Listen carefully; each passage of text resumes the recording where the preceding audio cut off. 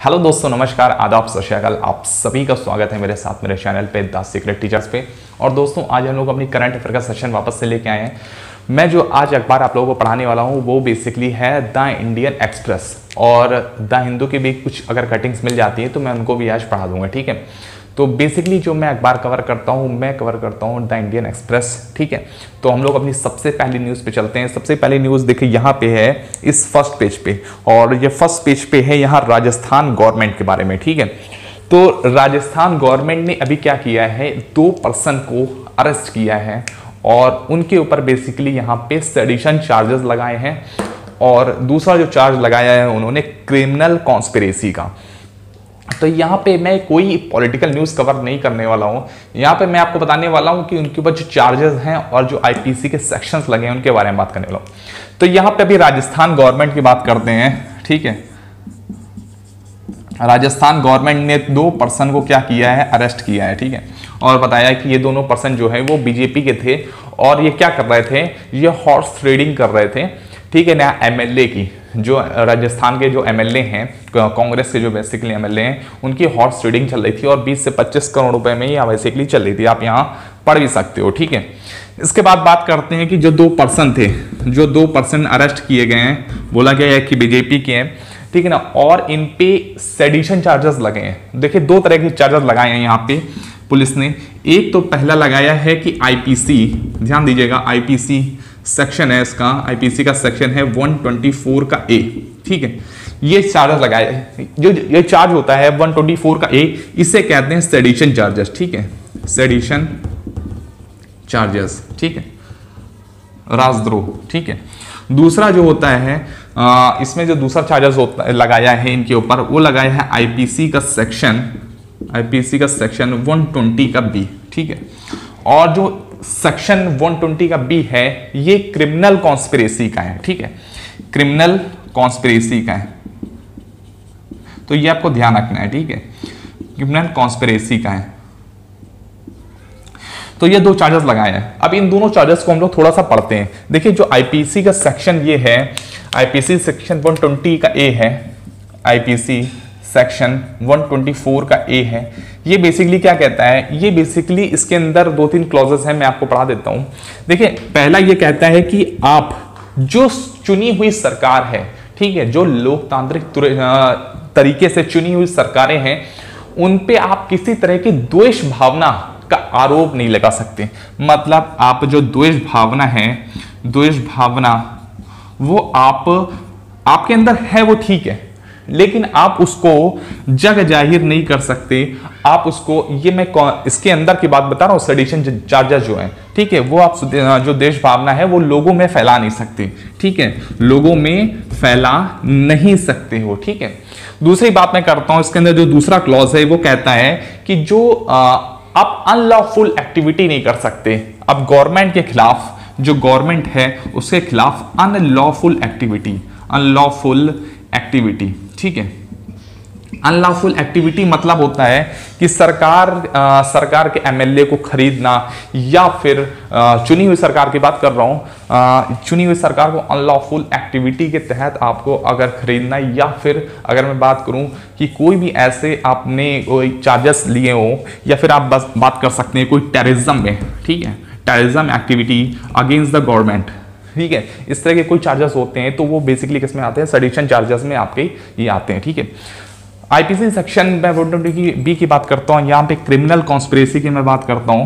तो criminal conspiracy किस तरह से हो सकती है, यहाँ पे आपकी हो सकती है कि आप कोई आपराधिक षड्यंत्र कर रहे हो। ठीक है, वो क्रिमिनल कॉन्स्पिरेसी का ही मैं आपको बता रहा हूँ। आप आपराधिक कोई षड्यंत्र कर रहे हो, ठीक है, या फिर आप उसमें लिप्त हो। ठीक है, जो इसके 2 क्लॉज हैं क्रिमिनल कॉन्स्पिरेसी के, बेसिकली 2 क्लॉज हैं। ठीक है, पहला क्लॉज में होता है आप आपराधिक षड्यंत्र खुद कर रहे हो, और दूसरा आप उसमें कहीं किसी तरह से सम्मिलित हो। ठीक है, तो सम्मिलित हो तो फिर ये बेसिकली किस में आ जाता है, आपका सेक्शन 120 का बी में आ जाता है। ठीक है, तो यहाँ पे ये आपसे पूछे जा सकते हैं, ये दोनों सेक्शंस हैं। ठीक है, तो आपको ध्यान रखना है। अच्छा, मैं राजस्थान की थोड़ी सी बात कर लेता हूँ। जो राजस्थान गवर्नमेंट है, ठीक है। उसके बेसिकली प्रेजेंट टाइम में सीएम कौन है, तो सीएम अगर बात करूँ तो अशोक गहलोत हैं, और कभी कभी आपसे डेप्यूटी सीएम भी पूछ लेते हैं, ठीक है। तो डेप्यूटी सीएम की मैं बात करता हूँ तो कौन है, सचिन पायलट हैं, ठीक है। तो यहाँ पे सीएम लिख सकते हो अशोक गहलोत, और डिप्टी सीएम कौन है, डेप्यूटी सीएम है वो है सचिन पायलट, सचिन पायलट है, ठीक है। तो ये दोनों आपको ध्यान रखने हैं। इसके बाद अगर बात करते हैं यहाँ पे, और कोई खास यहाँ पे न्यूज़ नहीं है। राजस्थान के बारे में थोड़ी सी मैं और बात कर लेता हूँ। राजस्थान में आपसे कभी कभी कुछ नेशनल पार्क भी पूछ लिए जाते हैं, तो आपको ध्यान रखना है सरिस्का नेशनल पार्क, ठीक है। सरिस्का नेशनल पार्क है, सरिस्का नेशनल पार्क, ठीक है।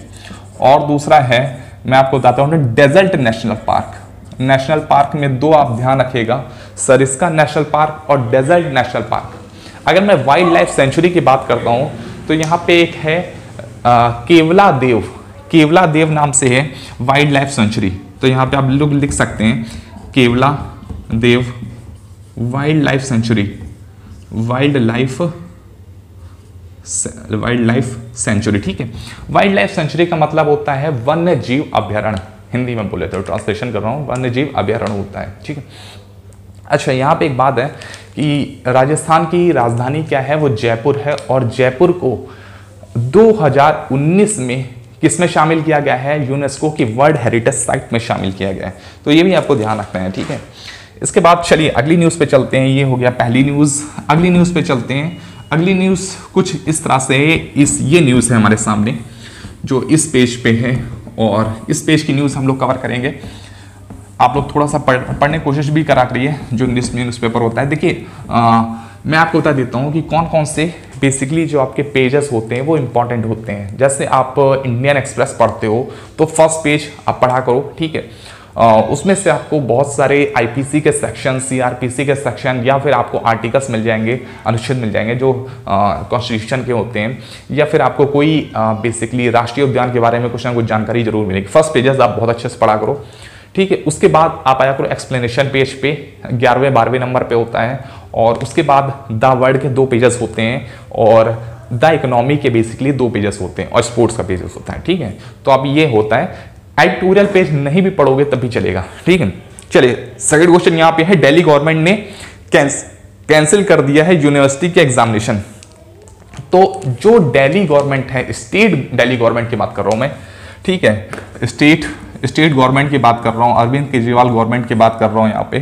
तो दिल्ली गवर्नमेंट ने क्या किया है, जितने भी यूनिवर्सिटी के एग्जामिनेशन है, स्टेट यूनिवर्सिटी एग्जामिनेशन है, स्टेट यूनिवर्सिटी एग्जामिनेशन है, ठीक है, स्टेट यूनिवर्सिटी एग्जाम जो है उनको बेसिकली क्या कर दिया है, कैंसिल कर दिया है, ठीक है, कैंसिल कर दिया।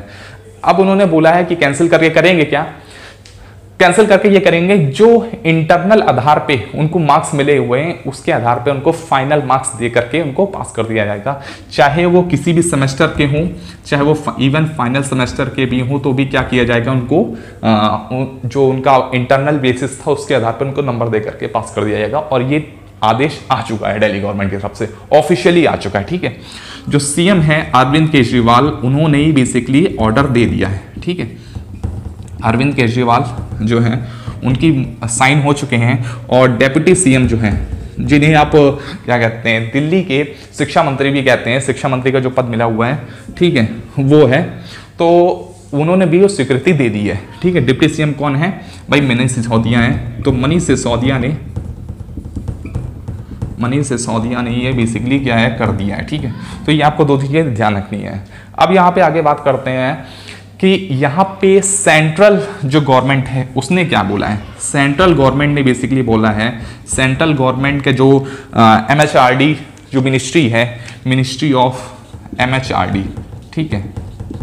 MHRD का फुल फॉर्म क्या होता है, ministry of human resources and development, human resources and development.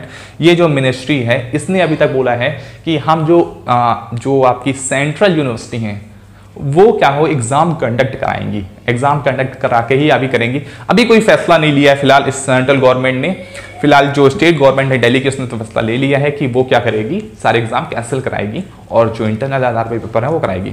यहाँ पे दो बातें सोचने वाली है कि मैं यूजीसी के बारे में बात करने वाला हूँ।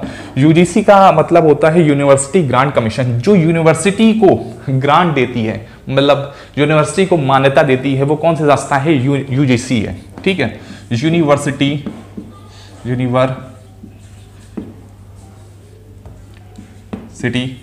ग्रांट कमीशन,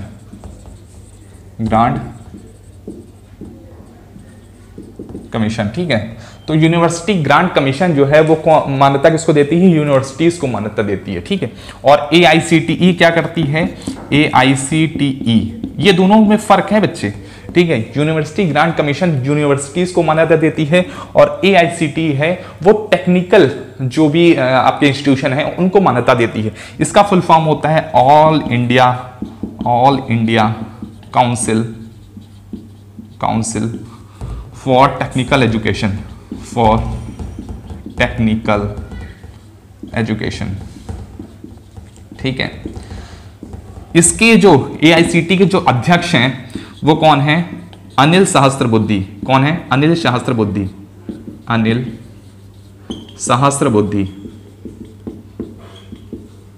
ठीक है, ये आपको ध्यान रखना है। अनिल सहस्त्रबुद्धे कौन है भाई, एआईसीटी के अध्यक्ष हैं। और इसके अध्यक्ष कौन है, डीपी सिंह है, ठीक है। इसके अध्यक्ष कौन है, वो है डीपी सिंह। तो ये आपको दो चीजें यहां से ध्यान रखनी है, चलिए ठीक है। आगे बात करते हैं एमएचआरडी के बारे में जानना चाहते हैं तो मिनिस्ट्री ऑफ क्या कहते हैं, एचआरडी, मिनिस्ट्री ऑफ होम क्या कहते हैं, मैं भूल गया, ministry of human resources and development, इसके जो मंत्रालय के मिनिस्टर हैं वो रमेश चंद्र पोखरियाल हैं, ठीक है। चलिए,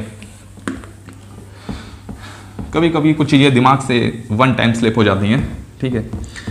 चलिए आगे बढ़ते हैं हम लोग, अगले न्यूज़ पे चलते हैं। अगली न्यूज़ क्या है आपके सामने आ रही होगी और इसे पढ़िएगा आप लोग। अगली जो न्यूज़ है वो कॉमेडियन अग्रिमा जोशुआ के बारे में, अग्रिमा जोशुआ, ठीक है। तो ध्यान रखिएगा, ये थोड़ी सी न्यूज़ हो सकती है, अग्रिमा जोशुआ, ठीक है। और ये मामला बढ़ भी सकता है, देखिए अभी क्या चार्जेस लगते हैं इनके ऊपर।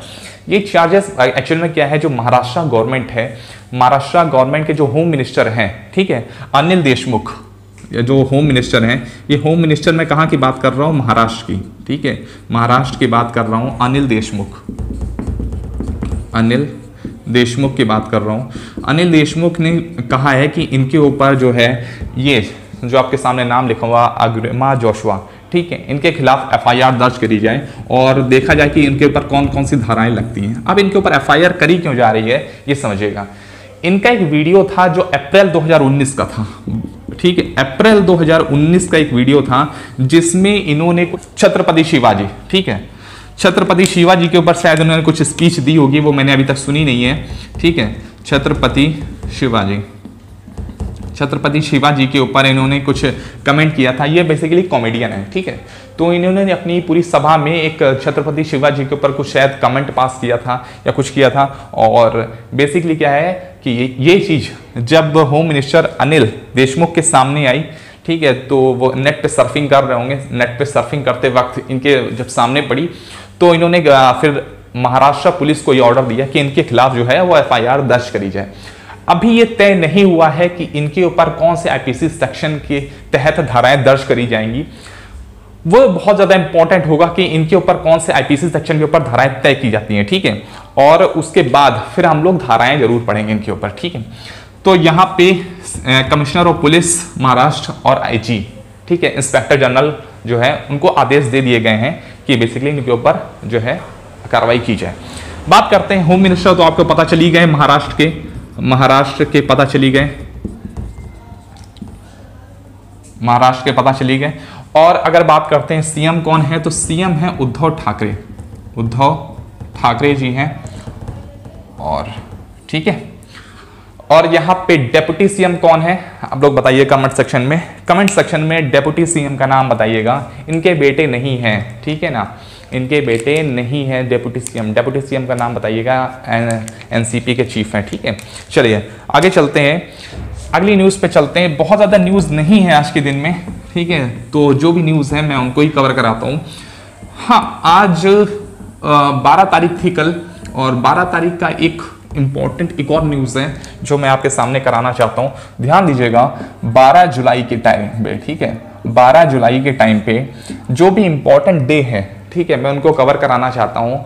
12 जुलाई को जो इम्पोर्टेंट डे है वो आता है नेशनल सिंप्लिसिटी डे, ठीक है। कौन सा आता है? एक आता है, ये क्या हो गया, चलो कोई बात नहीं, नेशनल सिंप्लिसिटी डे,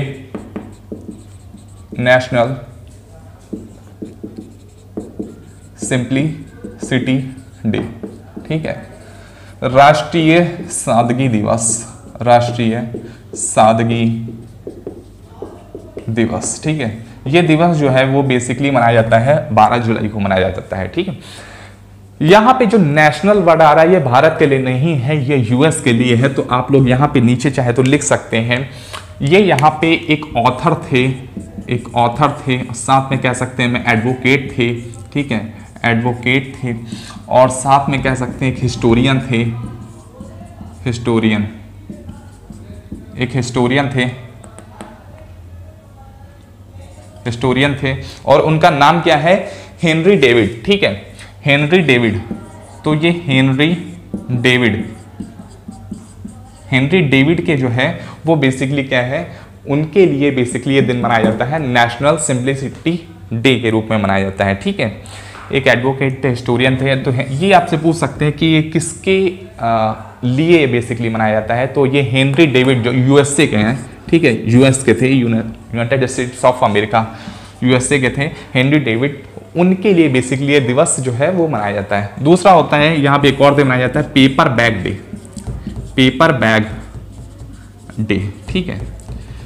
यहाँ पे पेपर बैग डे बनाने का ये मतलब था कि जो है पूरी दुनिया में जो है वो पेपर के जो बैग होते हैं उनका इस्तेमाल किया जाए, पॉलीथीन का जो इस्तेमाल है वो बेसिकली बहुत ही कम किया जाए, ठीक है। तो पेपर बैग डे इसीलिए बेसिकली मनाया गया था। अच्छा, इसके बाद अगर मैं बात करता हूँ जुलाई के जो और थोड़े से इंपॉर्टेंट दिवस हैं, वो 11 जुलाई एक आती है जो मैंने आपको नहीं पढ़ाया था। 11 जुलाई में जो बेसिकली इंपॉर्टेंट डे है वो आप सभी को पता होगा। कौन सा दिवस है भाई? विश्व जनसंख्या दिवस। कौन सा है? विश्व जनसंख्या, विश्व जनसंख्या दिवस जो मनाया जाता है वो कब मनाया जाता है? 11 जुलाई को मनाया जाता है, ठीक है। World population day, world population day मनाया जाता है, ठीक है। ये वर्ल्ड पॉपुलेशन डे क्यों मनाया जाता है ये बात ध्यान रखिएगा। वर्ल्ड पॉपुलेशन डे जो मनाया जाता है वो मनाया जाता है क्या हुआ था एक्चुअल में, एक संस्था है यूएनडीपी, ठीक है, यूएनडीपी संस्था है, उसने ये 11 जुलाई 1987 को मनाया था। इसका फुल फॉर्म लिख लीजिएगा, united nation, united nation development programme, development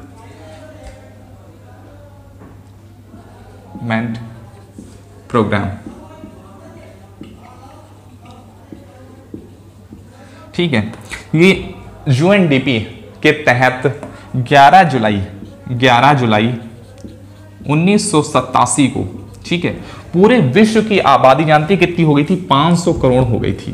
कितनी हो गई थी? 500 करोड़। सोचिए, आज से केवल 33 साल पहले जो है 500 करोड़ हो गए थे, और 33 साल बाद आप 700 करोड़ हो गई है। कितनी तेजी से आबादी बढ़ रही है ये उस वक्त यूएनडीपी ने महसूस कर लिया था, और उन्होंने ये दिवस बनाया कि इस दिन लोग अवेयर होंगे, लोग जानकारी इकट्ठा करेंगे कि जो हमारी पृथ्वी पे जैसे जनसंख्या बढ़ रही है उसका बढ़ना पृथ्वी के लिए और वहां पे उपस्थित जितने भी संसाधन हैं उनके लिए बहुत खतरनाक है, ठीक है। क्योंकि जो पृथ्वी के संसाधन है आप सभी को पता है सीमित है।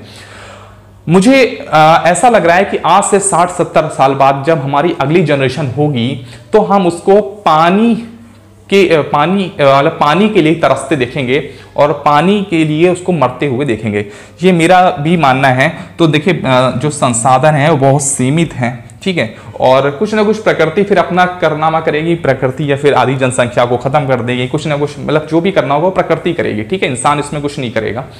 तो प्रकृति जो है वो कुछ ना कुछ करेगी, ठीक है। लेकिन यहाँ पे क्या है, अच्छा ठीक है, तो यहाँ पे क्या है, यूएनडीपी ने, यूनाइटेड नेशन डेवलपमेंट प्रोग्राम ने 11 जुलाई 1987 को यह दिवस मनाया कि जो है विश्व जनसंख्या दिवस, और क्या किसके लिए, अवेयरनेस फैलाने के लिए कि जो है जनसंख्या को थोड़ा कंट्रोल किया जाए। ठीक है, तो ये चीजें थी आज की मेरी करंट अफेयर के सेशन में। बहुत बड़ा नहीं था सेशन, ठीक है ना, आई होप छोटा सा सेशन था, बहुत ज़्यादा जानकारी भी नहीं थी, मैं जानकारी थोड़ी सी और इकट्ठा करने की कोशिश कर रहा था, लेकिन मैं ज़बरदस्ती की जानकारी नहीं आप लोगों को पढ़ाना चाहता, ठीक है, कि मैं ज़बरदस्ती का लेक्चर आपको लोगों लंबा कर रहा हूँ। तो आज का लेक्चर पसंद आए तो लाइक करना, ठीक है, तब तक चलते, बाय बाय, टेक केयर।